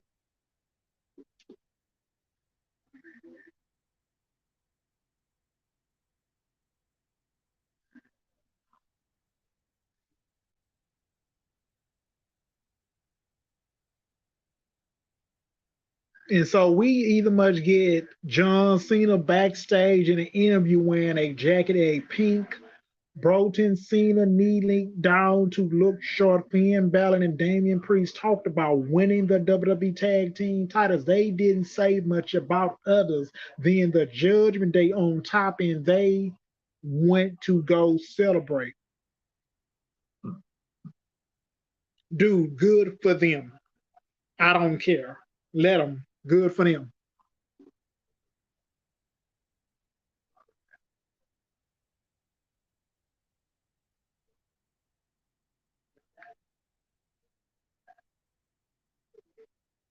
So we the much, excuse me, we the much get the main event match. Seth Rollins made the entrance for the main event wearing the World Heavyweight Champion. The fans were loud, singing self sound as usual. Rollins was some black and gold with a bright gold jacket. A lot of fans had their phones on while Rollins posted in the ring. So it was like there was the fire flyer for Bray Wyatt. That was cool to see. I love to see Bray Wyatt, but I like to see Rollins gear, their black and gold gear. His gear looked way better than Shinsuke Nakamura gear. It looked way better. So let me get to this though. Seth freaking Rollins, I mean, Shinsuke Nakamura spoke into Japanese while comedy book graphic was showing on the screen. Nakamura talked about targeting Seth back while saying that this is the beginning of the end for Seth Rollins. Shinsuke Nakamura made his entrance that the WWE Hall of Fame, the Great Muta, was showed at ringside to watch the match. Samantha Irvin did the champion introduction. The announcers put over his dangers. This vision of Nakamura is in how is Nakamura first WWPLE main event. Rollins had some Bray Wyatt painted on his pants to pay tribute to his late friend. And so there was finally a produce in this opening moment. Rollins trip up Nakamura leading to a chain lock. When Nakamura broke free, he did the comeback gritting. Nakamura delivered a kick to the low back. Rollins come back with a punch and kicks to the body. Rollins hit a running form. Nakamura rolled out of the ring. So Rollins hit him with a suicide dive back in the ring. Rollins hit back, body drop, getting out of the moves. Nakamura delivered a kick to the back along with a thorn to the back. Nakamura set up Rollins on top turnbuckle, but Rollins avoided the running knees. Rollins set Nakamura into the top rope, following by a Rollins hitting a swan-time bomb. Rollins with for a moonsault, Nakamura and Rollins to the floor. And Rollins hit a suicide dive onto Nakamura on the floor. They were fighting by the commentary. Rollins went to a dive and Nakamura slammed Rollins off the barricade onto the turnbuckle.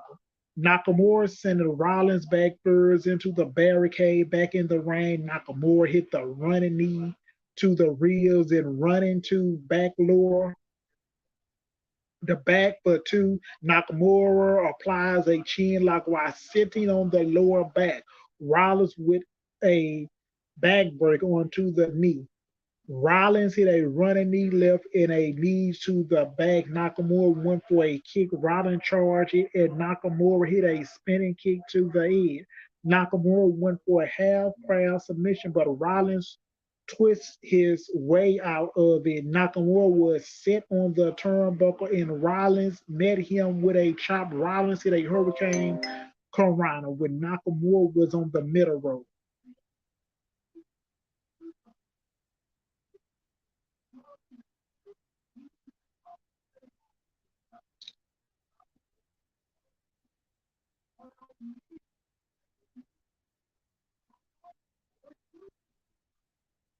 And so there got into a slugfest. Rollins a clothesline kick to the body, a slugfest. Neckbreaker. Rollins went up top and hit a frog splash for two. Rollins went for a left. Nakamura slipped out of the ring. It and Rollins hit a clothesline for a two count. Rollins shot out that he knows his back hurts, but he didn't like that Nakamura makes self-wife Becky Lynch worried that Rollins went for the stump, but Nakamura avoided. Nakamura got a knee to the face. Nakamura hit a knee strikes off the middle rope for two. Nakamura with a body slam followed by a suplex. Nakamura tripped at Rollins by the turnbuckle, leading two kicks to the back, followed by a German suplex for two. Nakamura hit a investor explode suplex. Nakamura charged, but Rollins hit a suplex, super kick for two. Rollins delivered for delivered two forearms to the jaw. Nakamura charged Rollins with a armbar on the right arm.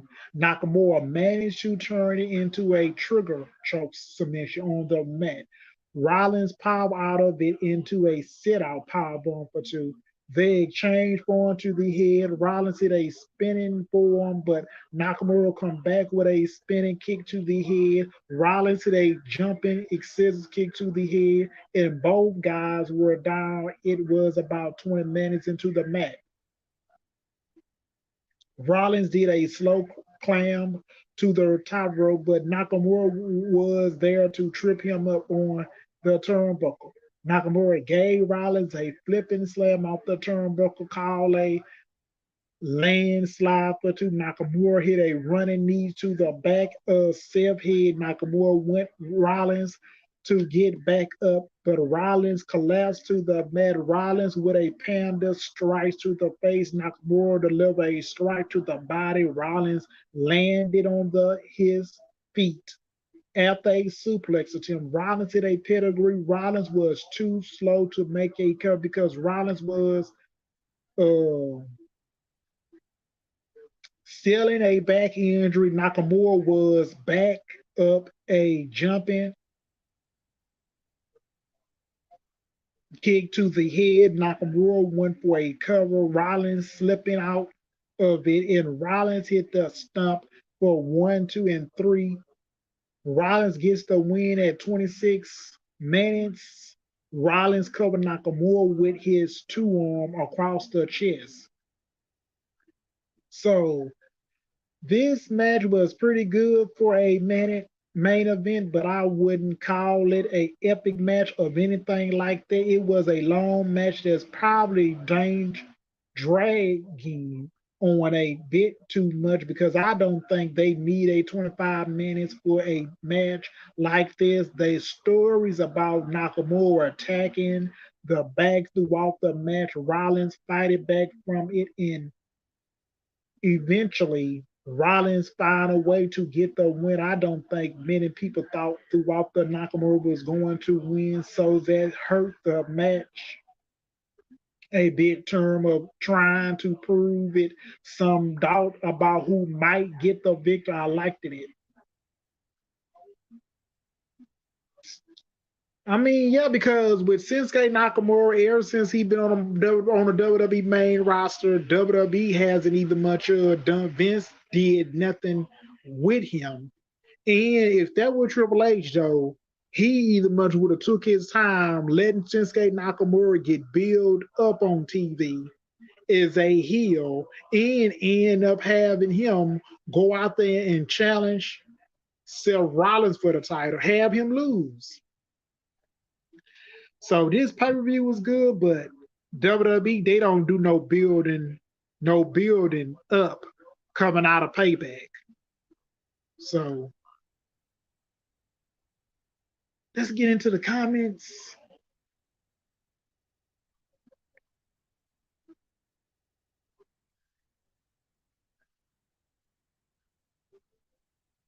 So let's get into these comments. So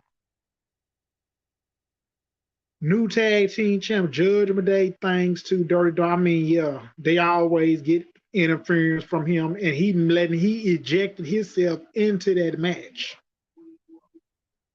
I made it back. I saw your other uploads on CM Punk being screwed. Yeah.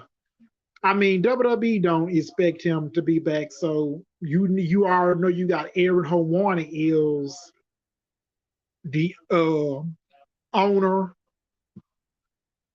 of WWE. I don't think he should be offering him a contract.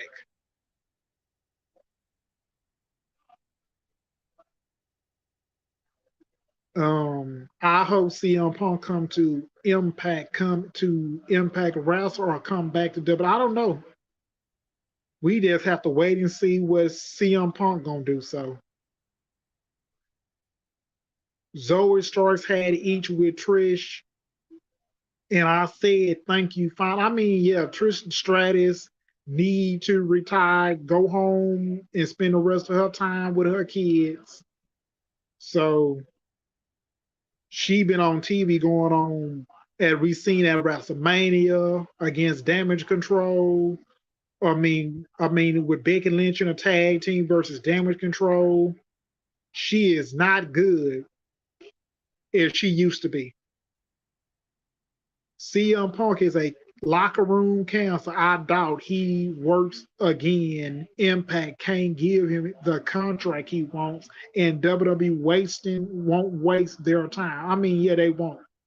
So WWE locker room is transition around there. So they get along. They probably still don't like each other in a locker room. I don't want to be in a locker room next to you, and I don't want you in the locker room. I don't want to be in a locker room next to you. I don't want you next to me. So you don't like me. I don't like you. So stay possibly far away. So yeah, title was too long. Yeah, a little too long match, but thank God LA. I mean, I'm glad he won too. I'm a biggest LA Knight supporter. So he need these wins. The fans like LA Knight merchant because WWE already know LA Knight is the biggest merchandise seller in the company.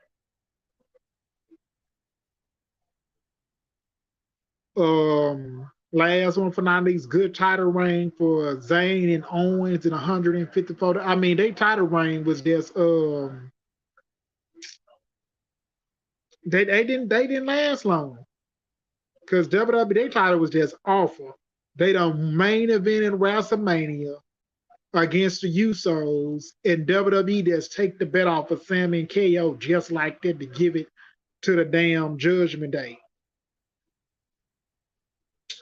Oh yeah, oh yeah. By the way, I'm sorry for Ian. If anybody else have a comment, either much want to add some before I go. Just let me know. But me, I'm not doing no Monday Night Raw review on a Labor Day. I'm not doing it. So it's rest for me. So I know y'all happy to see me back doing WWE Payback content, but I couldn't do SmackDown review with Bray Wyatt, couldn't that been copyrighted, couldn't do the Honky Tonk Man. They end up striking, YouTube end up striking my video down. So it's on the other podcast. Go check that out. So good night.